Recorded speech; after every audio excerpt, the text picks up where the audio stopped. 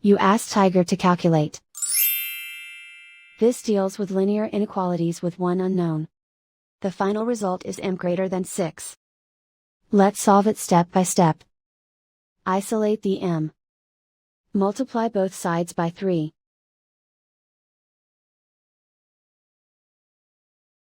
Group like terms.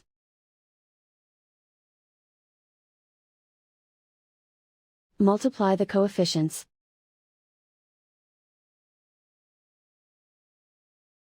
Simplify the fraction.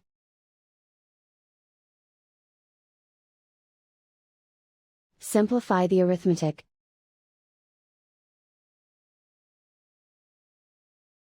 Plot the solution on a coordinate grid. And so the final result is m greater than 6.